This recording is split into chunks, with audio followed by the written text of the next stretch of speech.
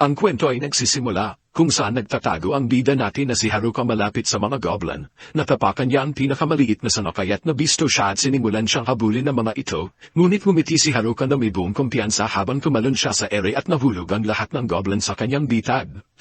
Masayang-masaya si Haruka dahil mahusay siyang nakakaligtas na mag-isa sa ibang mundo. Sa pagbabalik tanaw ay makikita kung paano napunta siya sa sitwasyong ito at si Haruka ay palaging mag-isa, at ipinaliwanag niya sa atin na ito ay dahil ayaw niya makihalubilo sa mga kaklase niya.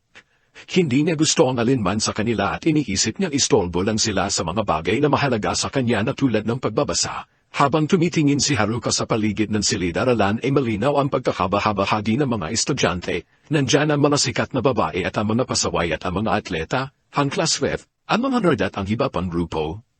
Hindi kabilang si Haruka sa alinman sa mga ito subalit ko kailan sa kanya iyon. Bigla na lang lumitaw ang isang mahiwagang bilog mula sa kawalan at excited si Haruka dahil katulad ito ng nababasa niya sa manga, pero naalala niya na ang pagpunta sa ibang mundo ay isang abala. Laging napapalibutan ng maraming tao ang mga bayani sa manga at para kay Haruka ay isang pahirap iyon. Sinubukan niya lumabas ng silid-aralan pero hindi iyon naging madali at nang lumawak ang mahiwagang bilog ay nagpanik ang mga estudyante, pero matalino namang tumakas si Haruka sa pamamagitan ng air vent. Sa kasamaang palad ay hinabol siya ng bilog doon at napunta siya sa karaniwang kuting walang laman na lugar. Alam na ni Haruka ang mangyayari dahil marami na siyang nabasang manga at nagtaka siya kung nasaan ang hari, at kailan lalabas ang anak nitong napakaganda na hindi maabot ng mga nerd. Isang matandang lalaki ang kumaway sa kanya kaya't naisip ni Haruka na siguro isa itong Diyos. Lumabas na unang-una palang na-teleport na ang mga kaklase ni Haruka at siya'y naiwan. Inayagan siyang pumili ng status at mga kakayahan bago ipadala sa bagong mundo. May lumitaw na malaking board na may mga opsyon pero nadismaya si Haruka. Ito ang unang beses na napakaraming tao ang isinuman ng Diyos kaya't lahat ng cheat skills ay nakuha na, at ang natira na lang ay puro walang kwentang kakayahan. Tiningnan ni Haruka ang kanyang mga pagpipilian pero lahat ay walang kwenta at isa lang sa mga ito ay kakayahang gumawak ng kahoy, ang iba naman ay pangkalahatang kalusugan at paglalakad at lalo pang nadismaya si Haruka nang makita ang mga makapangyarihang kakayahan na miss niya, tulad ng 4 na elementong mahika. Balik sa masasamang bagay ay nakita ni Haruka mga titulo tulad ng Shuin at Need. Hiningi niya sa matandang Diyos na bigyan siya ng mas maraming opsyon dahil hindi man lang siya makakaabot sa unang bayan sa makapagpipiliang meron siya. Napuno na nakinis ang matandang Diyos, kaya napagpasahan niya ibigay kay Haruka ang lahat ng natitirang walang kwentang kakayahan ng sabay-sabay. Nakuha niya ang lahat ng natitirang walang kwentang kakayahan at na-teleport siya sa bagong mundo. Binigyan siya ng isang bag na kayang maglaman ng walang limitasyong gamit at inihanda ni Haruka ang kanyang mga kagamitan at tiningnan ang kanyang mga stats. Sinabi ng stats screen na kailangan niyang mag-roll ng dice at naalala niya ang tungkol sa skill na ito at nagbibigay ito sa kanya ng kakayahang mag-allocate ng points sa pamamagitan ng dice roll.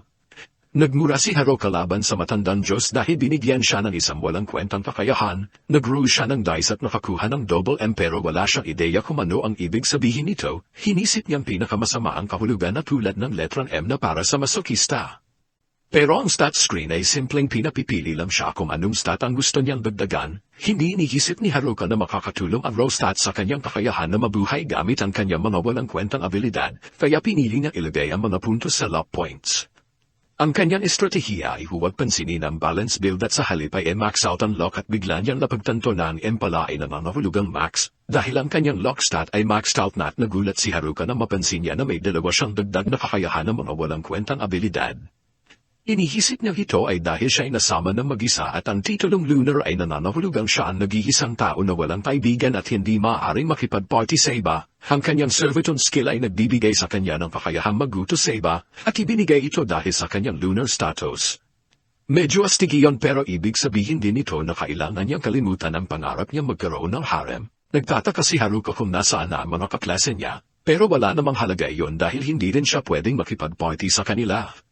Nagpasya si Haruka na simulan na lang ang kanyang paglalakbay at gusto niyang magsimula sa paghahanap ng base o lugar kung saan siya titira. Medyo mahirap makita ang paligid sa gubat kaya't nag-aalala si Haruka na baka may monster na biglang lumitaw. Nagtataka siya kung may kakayahan ba siyang pwedeng maging kapaki-pakinabang, pero ang naaalala lang niya ay ang skill na nagbibigay daan sa kanya na makaidlip at sinubukan ni Haruka isuot ang contact lenses na nasa kanyang bag at nalaman niyang sobrang kapaki-pakinabang ito.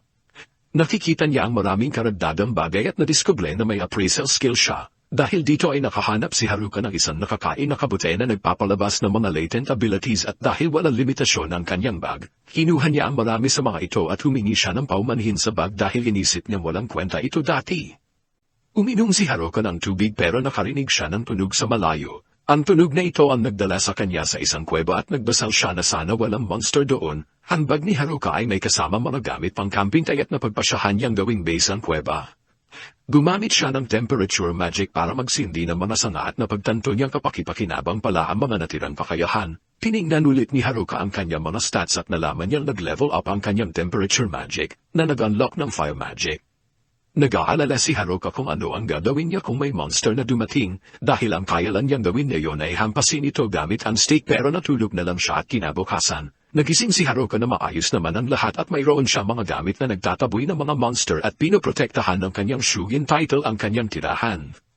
Ngayon ay kaya na niyang gumamit ng fire magic para magsindi ng apoy kaya't nagluto siya ng almusal. Meron siyang beef jerky sa kanyang bag at dinamit niya ang mga kabutay na nahanap niya kahapon. Masarap ang pagkain at lubos na nagpapasalamat si Haruka sa kanyang villager starter bag.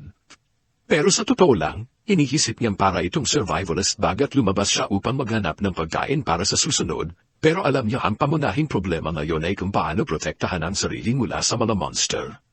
Sa puntong iyon ay nakita ni Haruka ang pinakaayaw niyang makita at ito ay ang mga goblin. Maliit na kalaban lang sila pero mas mataas ang kanilang stats kaysa sa inaasahan at naisip ni Haruka kung kaya ba niyang manalo. Pero napagtanto niyang wala siya ibang pagpipilian kundi matutong harapin ang mga monster, sa ayaw o gusto niya.